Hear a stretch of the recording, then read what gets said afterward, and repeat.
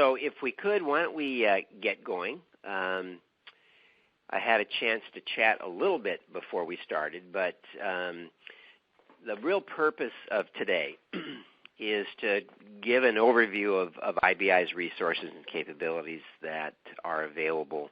I'm Tom Perry. I'm president and co-founder of IBI, and let me jump into it with some context from the employer perspective. And here's what we observe going on, and it has been going on now for certainly since healthcare reform has really gotten steam. In 2013, we saw employers spending a lot of time around tactics, particularly around financing and coverage related to the ACA.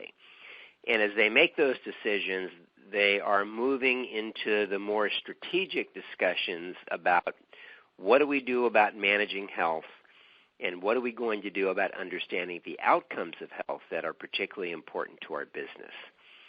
So I think employers are recognizing there's a difference between the decisions to finance healthcare and what they do on that side, but also their decisions to manage health and understand what health brings to their business. And I think that's really driven by CFOs and CEOs. That is, the conversation has expanded from the cost of healthcare to the value opportunity in managing health. And many of the employers that we work with have come to understand that trying to manage costs by managing claims in separate programs is really a dead end. Can't manage cost by managing claims. You can only manage cost by managing health. And they tell us they really need new strategies to improve workforce health, but they also understand that they have to make a business case for what that brings the business around lost time, performance, productivity, business outcomes, and the like. And they always tell us that they have limited data, limited time, and limited money. So a lot of our work at IBI, as you'll see, is really focused on helping employers get from where they have been to where they need to be in this broader value-based conversation. But I want to emphasize that what IBI doesn't do, we are not a consultant, we're not a wellness company, we don't provide solutions to employers. That's, of course, what folks like you do. We believe that if we can help employers understand these broader issues using data and analytics, then we've added value to the conversation and our members. So our role is really, and our goal is, as employers, really focus on the question of how do we create highly performing organizations. We want to show them how workforce health, absence, disability, performance, and productivity contribute to that ultimate goal of these businesses. Today we serve about 950 corporate members, and our work spans a variety of areas: research, benchmarking, modeling, measurement, case studies of employers, a variety of things that I'll touch on today. I'll spend most of my time around the tools, but I will give kind of an overview of some of the other things that we do and talk about the opportunities we have to work together. As I said, our membership is about 950 members, 948 as of yesterday. As you can see here, employers represent the overwhelming share of our members, and employer organizations, both employers and coalitions and institutions, represent about 90% of our members. The other 10% of our members, our supplier members, represent the complete spectrum of organizations that work with employers. So we have major health plans, major disability companies, consultants, brokers, wellness, disease management, workers' comp, the whole gamut of organizations that are working with employers in the broad area of health. But understand that they have to change the conversation with employers about the value of what they bring to the employer strategy around managing health. We are governed by a board of directors. As you can see, it's a rather large board, but the The really interesting thing about our board, really there are two things. One, as you can see in red, we have a very strong group of employers that sit on our board of directors. Some of the real leaders from the employer side on the discussion of health and productivity. So the chair of our board is Walmart, Chris McSwain, who I've always seen since I've known Chris for the last decade as a real leader and visionary in this discussion about workforce health and what it means. The other interesting thing about the board is you'll see the stakeholder members that represent our board on the supplier side, a wide diversity of companies. So the point when we started IBI 19 years ago was that we wanted to have a large collection of employers and a very diverse group of suppliers so that no one industry segment dominated our work, so that we could truly be independent in the work that we did, and I think we've accomplished that goal. This is a screenshot of our website. For those of you on the call that don't have access today, I'll have my email at the end of the presentation. You can email me. We'll get you set up to get access to the website. That's how you're going to get access to the things that I'm talking about today. And just as a quick overview, the tabs here really get you to the things that you'll want to get to.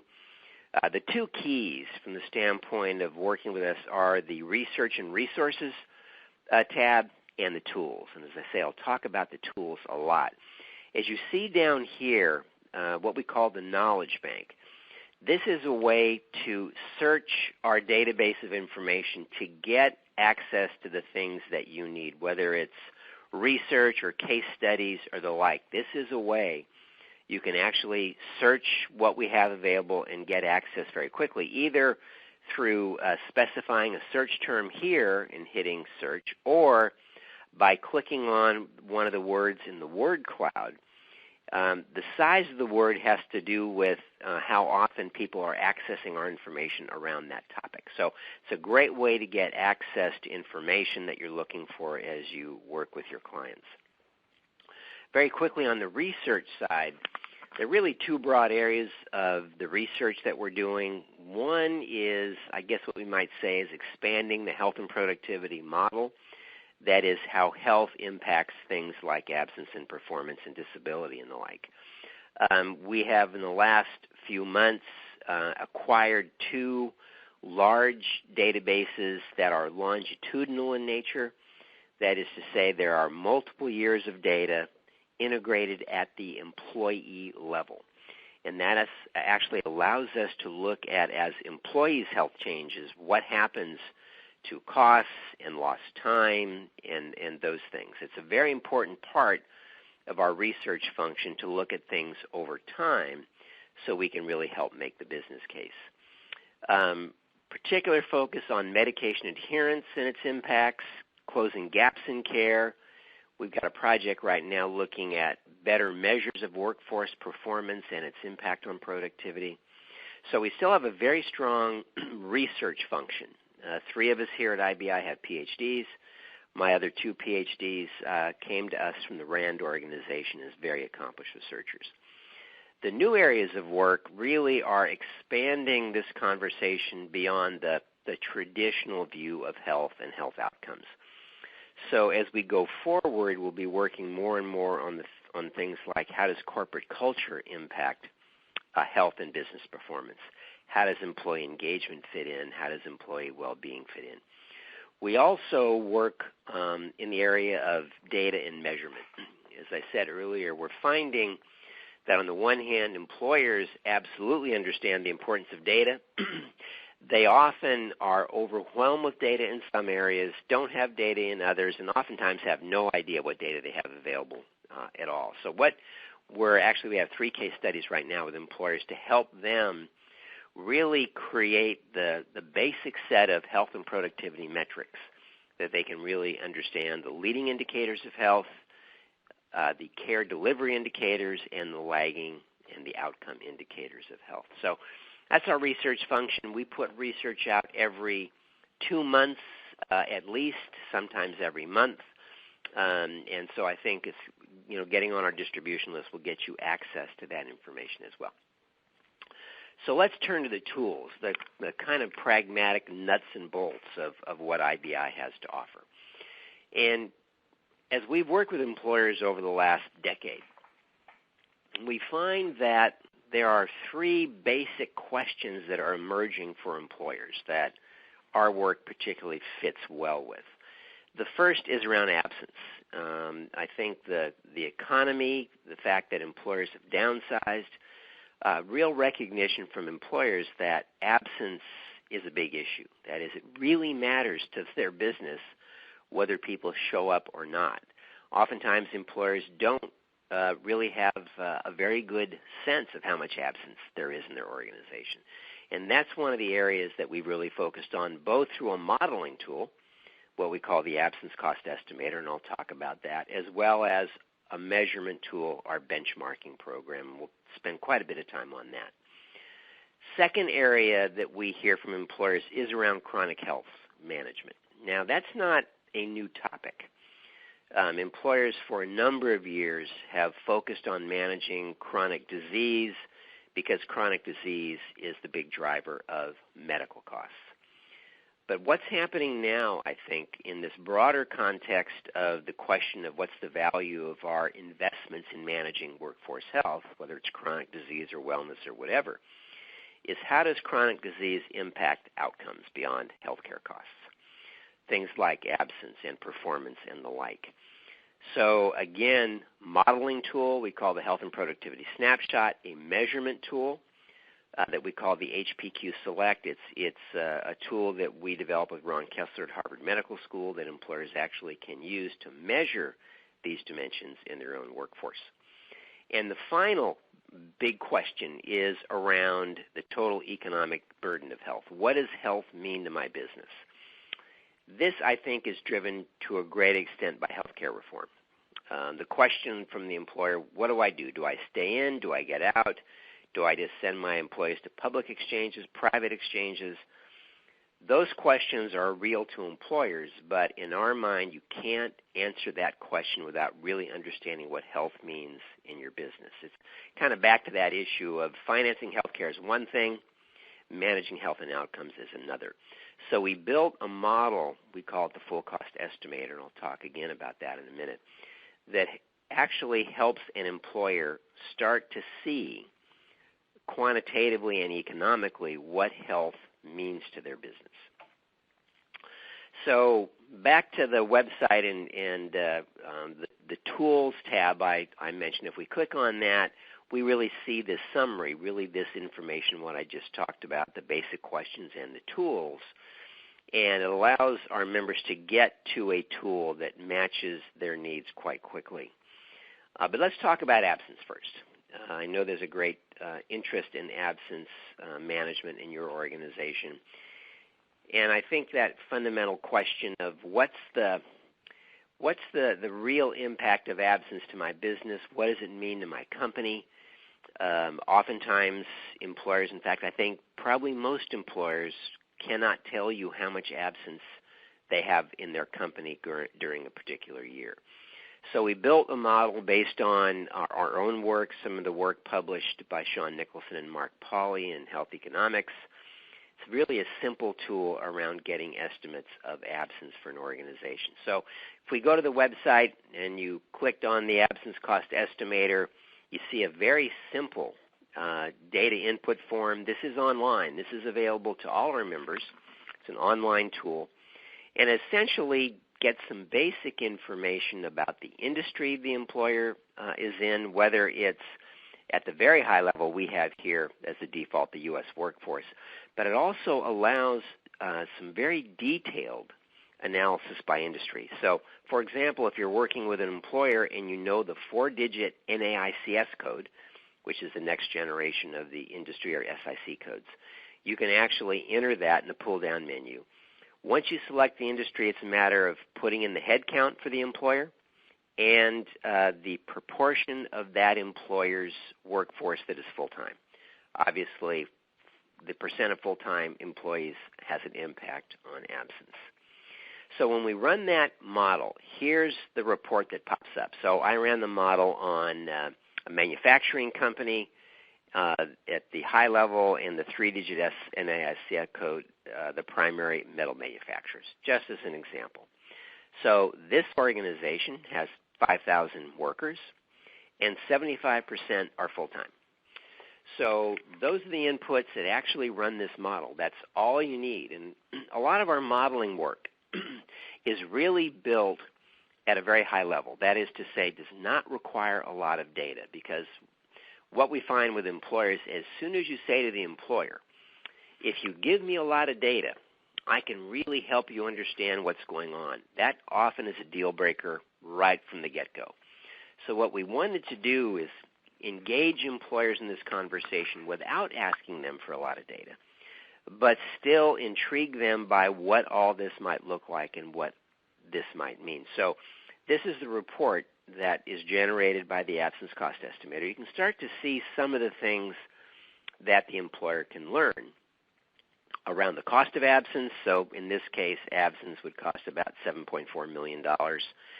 The cost broken down into the two key components: wage replacement payments, because obviously employers pay employees when they don't come to work for purposes of health, whether it's sick leave or short-term disability or workers' comp disability, and then lost productivity.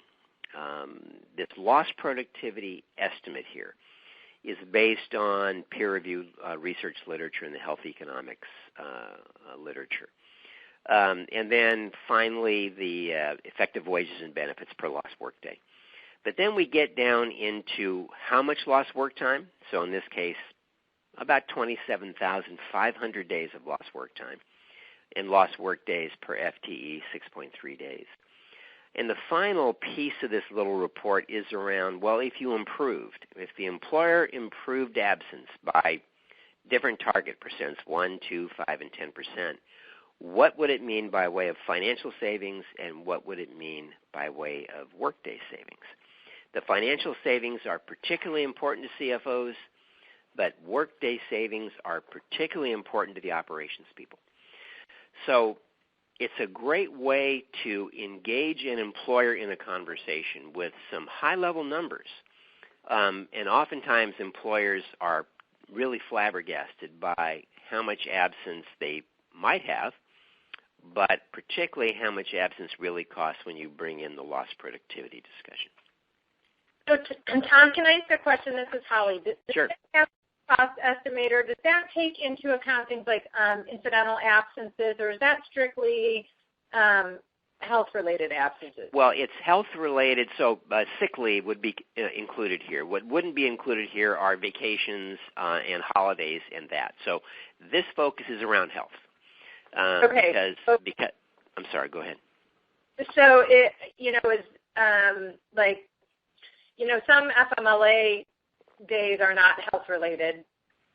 This does include FML as well. It does? It absolutely does. So it's in FML, it could be the family member's health condition or the employee's health condition, but FML is included in this estimate. Okay, so it basically is any unscheduled absence? That's essentially correct. Although, you might consider short-term disability. It depends on whether you consider short-term disability scheduled or unscheduled. Right. But what it includes is sick leave, short-term disability, long-term disability, workers' comp disability, and family medical leave. Those are the components that are included here. Okay. Good. Now, as we get to kind of the measurement side and benchmarking, so we tried to build these as kind of a story in engaging the employer in wanting kind of more information. So oftentimes when the employer sees the absence cost estimator, one of the things that comes into mind is, well, how do I compare to my peers? And that's where our benchmarking information and our benchmarking database comes into play. So IBI has built the largest benchmarking database and benchmarking program in the country that combines information both for occupational benefits and non-occupational benefits. We've been able to do that because we get claims-level data from what we call our data consortium members. So these companies, these 13 TPAs and insurers, provide us claims data, by and large, for their book of business in the mid-market, in the large case market.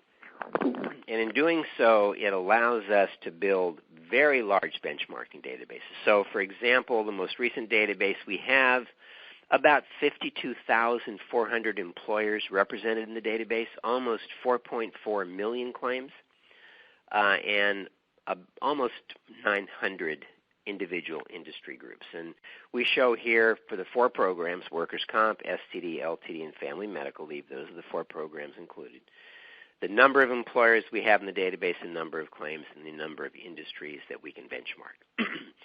So this becomes a way to take the next step and help an employer understand what's going on in their industry and hopefully engage that employer in actually participating in providing data to benchmark their experience.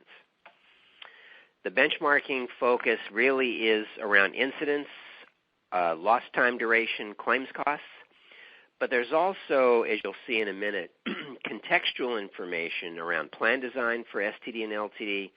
We have the ability to get down to geographic location as well as diagnoses.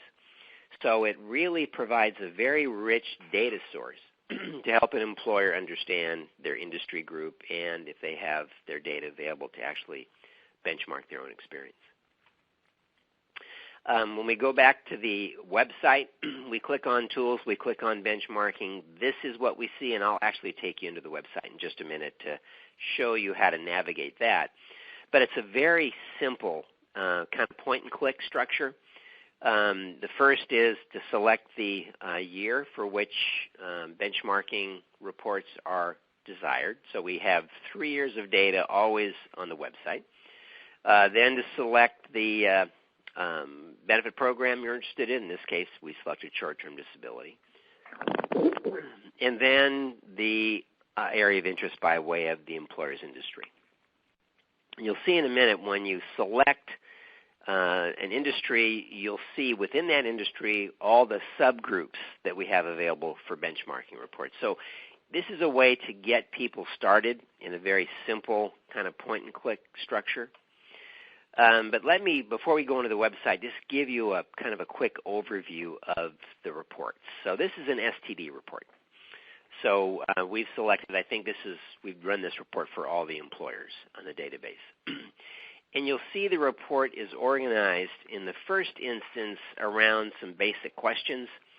How well is the program working? A variety of metrics around incidents. So, for example, new claims per 100 lives, active claims, etc. For each of these areas, these metrics, we have a number of different statistics. Typically, people often look at the group average or the mean value when they want to get a measure of what's going on a particular metric. We also show next to the mean the median. Now, the median is the 50th percentile. And why do we do that? Why do we show both together? We do that because in claims data typically are quite skewed.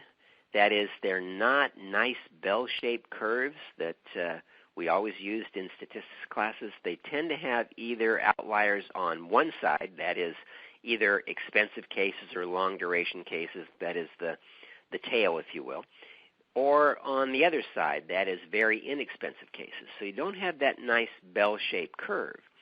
And we want to give our users the choice of these two measures of what we call central tendency, whether it's the mean or the median. So oftentimes when you see a big difference between these two numbers, people often will use the median value so as not to be influenced by outliers. It's up to the user, but we always want to have those two statistics right together so the user can get a sense of how skewed these distributions are. But we also show the percentiles because this is where you start to get a sense of the underlying distribution. And particularly if an employer has their own data available, they can start to see where they fit in. And, you know, I think everyone can kind of relate to percentiles because probably back in high school everyone took some standardized tests. And if you're at the 90th percentile, that means only 10% of the people have higher results or better results than you. So it is a way to help understand what that industry group actually looks like. So for each metric, we always show those measures, those statistics. But we also show the number of employers that went into the calculation and the number of claims. So we always want people to be aware of what data were drawn upon to create that measure. The fewer employers, the fewer claims, the less confidence you have in that particular statistic. So our reports are all structured this way. In this case, we also show how severe the cases, which are really just measures of cost. How much lost work time does the program generate? Again, various measures of lost work time, the same structure, and how successful is the company returning people to work. So the reports are structured this way. In STD, we also, and this becomes very important in talking to employers, we have information on plan design. 2 dimensions right now, the elimination period as well as the maximum duration of benefits. When we collect data from our data consortium companies, we get this information. We essentially build a typology, if you will, of plan designs based on those 2 dimensions so we can actually help people understand what's going on in their industry. What kinds of plan designs are typical in their industry? And that becomes very important to employers. Employers like to know what their peers are doing, and this is a way to get at that issue around plan design. And then finally, in the reports, we have information on diagnoses at the MDC level, the Major Diagnostic Classification. So the 2 features that we find employers really want to know about are plan design as well as diagnosis. So we have information around diagnoses for the closed claims in the database, percent of closed claims, percent of payments, and then around lost work time, both mean and median calendar lost work days. So the reports are structured in that format, whether it's STD or workers' comp or FML. FML is a little different because the program is different, but getting at the reports and kind of the layout's pretty much the same. So with that, let me actually take you into the website. And as you saw from one of the screenshots, this is the website. So I'll click on Tools, and then I'll click on Benchmarking. Okay, now this is another screenshot you saw before. So what we'll do here is we'll select a year. We'll select 2012. We'll say we want an industry summary report. And now it is loading the database, allowing us to select, let's say, short-term disability. And let's say we're working with a manufacturing company. So we'll click on manufacturers. And then click on Proceed. And it will then give us information on the subgroups within manufacturing that are available from a benchmarking standpoint. So as you can see here, for each group, we have the name of the industry, but also the SIC code. So you can see SIC codes are arranged hierarchically. And so in this case, we show in the food area, SIC code 20, 201, 208, sometimes down to the 4-digit SIC code. And so it allows you to actually find the subgroup that most closely matches a client. And you can see here we have a variety. We've got a lot of manufacturers, and so it can take you through the different manufacturing groups as well. So let's just, for this purpose, we'll select all. No, we won't do that. That's too many reports. We will select, for the sake of discussion, let's just take textile manufacturing, and then we download the report. And so it's a very simple way to get access. And here's the SIC code report that I went through. So it's a very simple and easy way to get access to benchmarking data. And what I always recommend to our members is when they're going in and talking, particularly to a prospect or maybe a new client. Oftentimes, and I hear this all the time from employers, a vendor supplier comes into their office, and the first thing they talk about is all the services they can provide. And with this kind of information, you can actually go in and be an industry expert, if you will, on that company's industry. You can share with them what's going on in their industry around, say, STD or FML or workers' comp or whatever it might be. And it tends to change the conversation, certainly. But it also can then lead to that conversation about how would you like to know how you compare with your industry group. And once an employer engages in providing data, it really allows a new conversation about how do I compare, where am I doing well, where am I not doing well, and what are the strategies that I might be able to employ that would help me do a better job.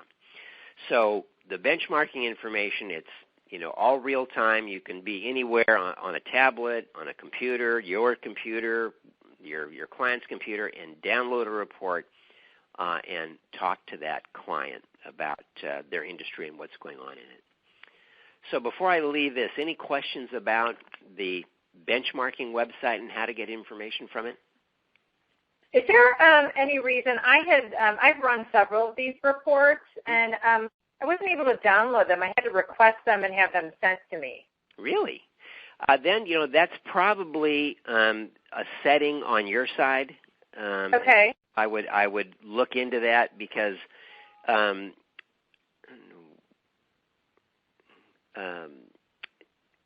we certainly haven't had that trouble here or with anyone else that we worked with. So oftentimes, and I've seen this with my computer, a setting has to be changed in order to get that download. So okay. If you have tech people, I would ask them, what's going on there. As I just showed you on this, it pops up down at the bottom of the screen, but every computer is set differently, and you have to look into your preferences to really, I think, understand what's going on.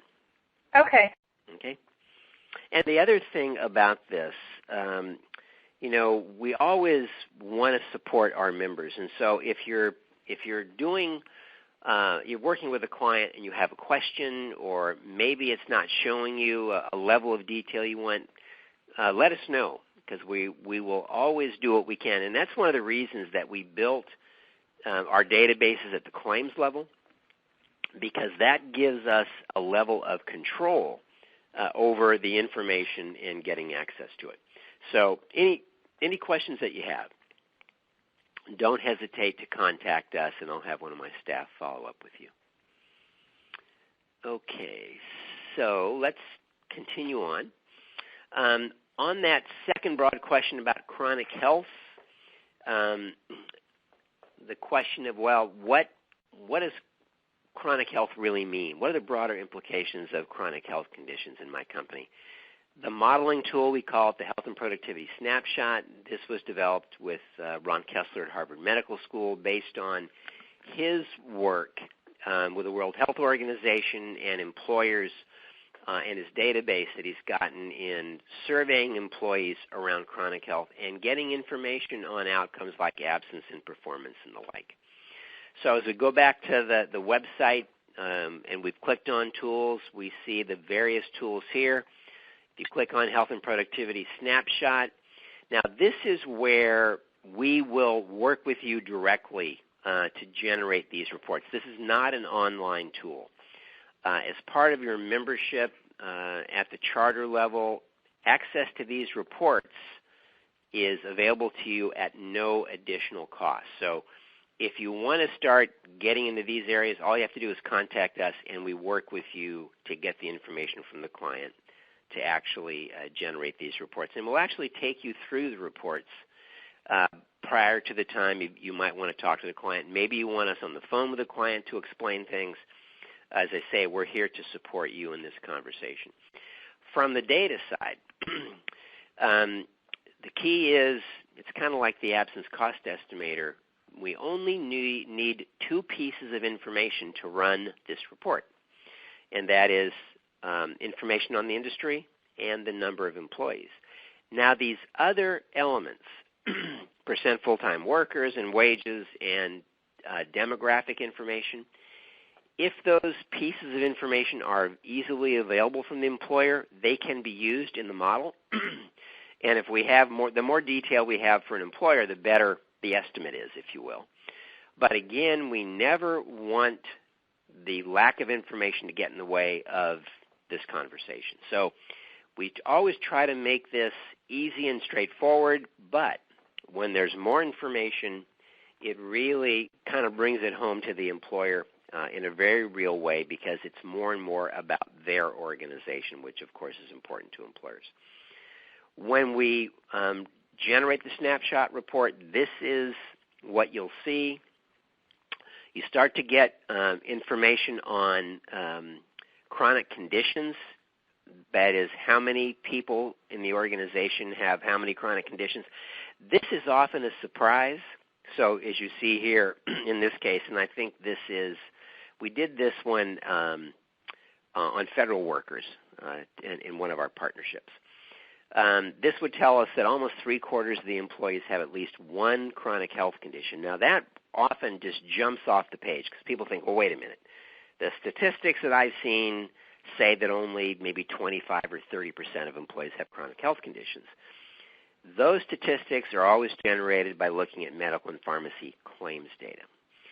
This information is derived from information directly provided by employees through Dr. Kessler's Health and Work Performance Questionnaire, which is a research-tested questionnaire.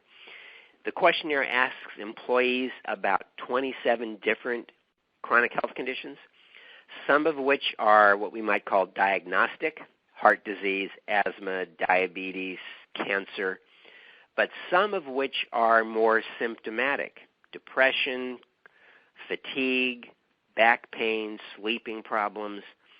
The reason Ron did that is oftentimes these symptomatic issues are key in driving absence from work and reduced performance at work. So he took a very broad view of chronic health, and furthermore asks employees not what has your physician diagnosed, because as we know, a lot of employees don't see their physician around their health conditions.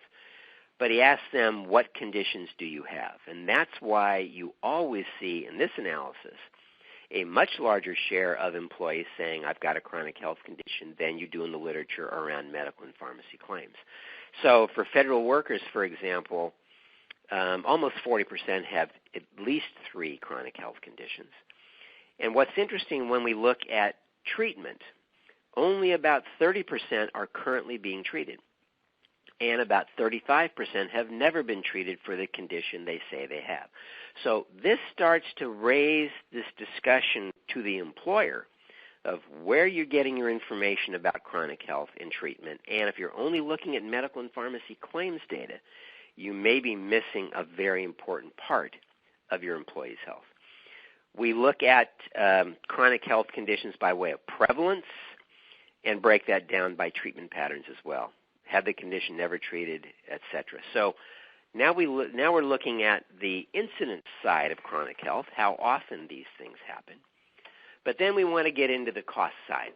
Now, one of the key parts of this discussion around health and productivity in chronic health is thinking about kind of whole people, if you will. So in this exhibit, we break this down by chronic health condition for people that have each of these conditions. So the people that have depression, now they may have other chronic health conditions as well, but the people that have depression, we break down the costs of both absence and presenteeism and performance. So we look at the chronic health conditions by way of their cost for people that have that condition. And then we get down here at the total costs for the conditions themselves. Depression, chronic fatigue, and as I say, this is all federal workers, so the numbers are quite large. So it's very important to distinguish between the person-centric view of chronic health, because as we saw earlier, people tend to have multiple chronic health conditions as opposed to the disease-specific view. Now, the final piece of the report is looking at that disease-specific view because we utilize a statistical algorithm to essentially segment out the marginal impact of each of the diseases. So we report all the 27 chronic conditions, the percent with the condition, the percent in treatment, the average number of other conditions, and that becomes really important in thinking about treating people rather than treating individual diseases. And then net loss work days and net loss productivity costs. So it's a wealth of information, again, driven by just a few data items. But, I always underscore this is a model that's whole purpose is to raise new issues for the employer and eventually hoping to lead the employer to think about how can I get this kind of information actually on my own workforce, because that's where it has the most power. Any questions about this? Tom? Yes. Tom, hi, this is Mike Seifert. Hi, Mike. I was wondering, in the case of that presenteeism, without getting, too much into detail, I guess, on the modeling, like, so I was particularly interested in the proportion of, absence and presenteeism by those chronic conditions, the prior slide. Like, what is that presenteeism based on? I mean, is that based on actual data that somebody reported that they, came to work and they're afflicted with that chronic condition? That's a great question, Mike. And here's the presenteeism estimates are based on measures of performance that are self-reported. Now, Dr. Kessler, when he built this survey, this interview survey, has a series of questions about an employee's performance in the last 30 days as it compares to their typical performance, as it compares to the performance of other people in their organization with the same job, as it compares with the best performers in their job. And that information is used in generating an estimate of reduced performance during that 30-day period for that employee. Now, we take that estimate and translate it into lost work time, which is a very simple transformation. But then we apply a model to essentially monetize that lost work time as lost productivity. And that monetization is really based on an opportunity cost model developed by Dr. Nicholson at Cornell. And what that really means is when employees don't come to work and are absent or are at work and not performing, the employer has a decision to make with regard to, do I make up that lost work time either with a bigger staff, with temporary help, with overtime, or do I just try to make do and take the risk of losing revenue? And so this model, essentially, which is based on research with 800 employers, actually develops estimates about how employers respond by industry to those various things and monetizes that. And that's where this productivity cost feature comes in. Is that reasonably straightforward, Mike? Yeah, no, I actually appreciate that, Tom. And interestingly enough, as you were describing the type of question, I'm fairly certain I've taken that survey. Well, it is a research-validated survey. There are a lot of surveys and tools out there that vendors have developed, oftentimes with no real research validation. That's one of the reasons that we work with Dr. Kessler. We've also have done some work with Dr. Lerner at Tufts. And Ron Kessler and Deborah Lerner, in my mind, are the two leading academic researchers on this topic, both of which have done research-validated studies using their survey tools. It is self-reported data, but it has been validated through research. And again, the purpose of this is to essentially get employers to understand there are additional costs to employees either not being at work or not performing at work. And that's what this work helps do. It also helps the employer think about these other impacts on productivity, the chronic fatigue, sleeping problems, those kinds of things that maybe aren't treated, and it helps the employer start thinking about their own programs around prevention, wellness, disease management. And that's the conversation we want employers to have in partnership with their supplier partners, because that leads to new things and new approaches and new initiatives, and that's what we think has to happen. Thank you. Sure. On the measurement side of this, as I mentioned, Dr. Kessler's HPQ, we work with Ron to streamline the HPQ into what we now call the HPQ Select. It's a shorter survey, easier for employers to do. The HPQ Select, we do it in one of two ways. Either when an employer or their partner says we want to do a survey, we can actually survey the workforce. We have a survey partner called DataStat that does that work. Or we actually can build in these questions into the employer's health risk assessment. That's the more common way employers get this information. But there is that measurement piece, which actually allows the employer to get this information about their workers, and then we can work with the HRA company to actually develop the algorithms to analyze the data and report it, so the employer has information on their own workforce. Okay, finally, that last tool, the full cost estimator, the total economic burden of health, and this is one that we're probably doing more and more work with because of healthcare reform in the conversations that employers are having. And as I say, that question is, well, what does health mean to my business? Maybe I know what healthcare costs are, but maybe I really haven't even thought about what other impacts health has. And as I think about what I'm going to do about healthcare reform and keeping it, investing in it, send people outside, whatever it is, I need to have the broader view of health, and that's what this model does. Again, back to the website, the second tab, the full cost estimator, again, this is where we work with you to get the information to run the model. Same information you saw for the snapshot. Also allowing to get information on disability, STD, LTD, and the like to build this into the full cost estimator. Again, not required, but if the employer, the more information the employer has, the better the estimates are.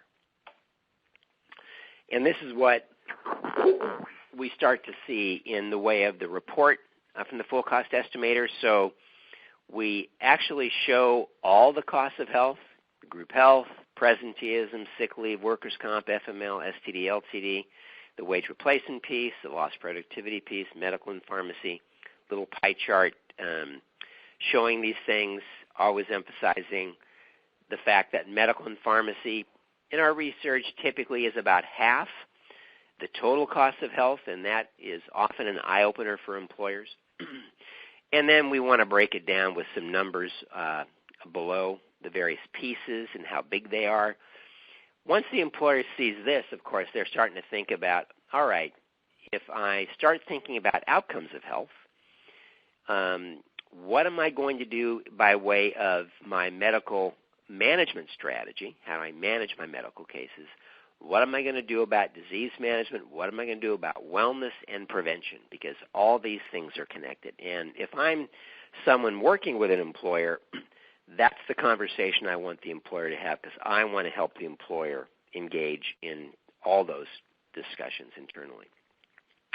Second page of the report starts to break down the lost work time aspects by way of FTE days and cost of lost work time, and then the detail from the disability side.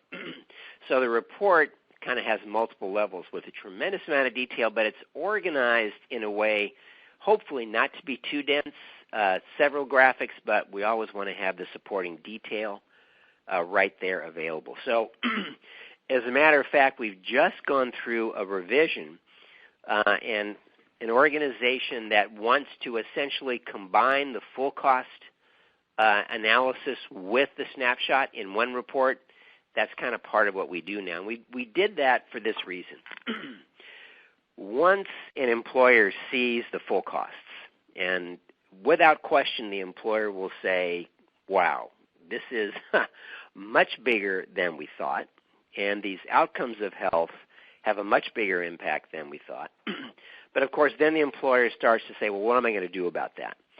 And so in the same report, we have that information from the snapshot around chronic health conditions and lost work time, and it helps the employer start to think about, on the outcome side, the productivity side, what might I be thinking about doing? What am I doing now? So it generates that conversation about interventions and actions, which, of course, that's what employers want to do. Finally, on the third piece of our work at IBI in kind of education communications, a variety of things. We do have a national conference. We just had it in early March. Here in San Francisco, we had about 420 or so organizations participate, more employers than we've ever had at our conference. Our conference is unique in that we don't have an exhibit hall, so it's not designed around marketing. It really is designed around research, case studies, best practices, and the like. Each presentation always has an employer. We don't allow suppliers to get up there and sell services at our meetings, but we got great reviews from this year's program. When we publish new research, we do webinars for our members and guests, and so not only are you welcome to participate, but you can invite any of your clients or prospects to participate and start to hear from IBI as the independent not-for-profit source what results from a particular research study are saying. We also, with our charter members like Alliant, do joint webinars. So perhaps you want to put on a webinar around these issues with clients and prospects. We participate in that webinar, bringing the things that we do, the research, the case studies, the perspective, which really support this conversation about health and productivity. So it's one of the ways that we support our charter members in this discussion. We also, if you remember back to the knowledge bank, that part, the right lower part of our website, if you have employers that are doing interesting things, we can do case studies on those employers, and they can be part of the knowledge bank. The knowledge bank includes both research as well as employer case studies. We find that employer case studies are a very powerful way to get the attention of other employers about who's doing what out there.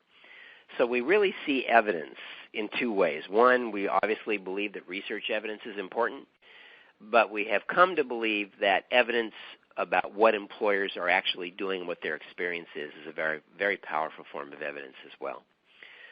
We produced two DVDs that are available to our members, one around making the business case to the CFO, and we did that with MGM Mirage. It's a very interesting conversation with the CFO about making a business case for health and productivity management.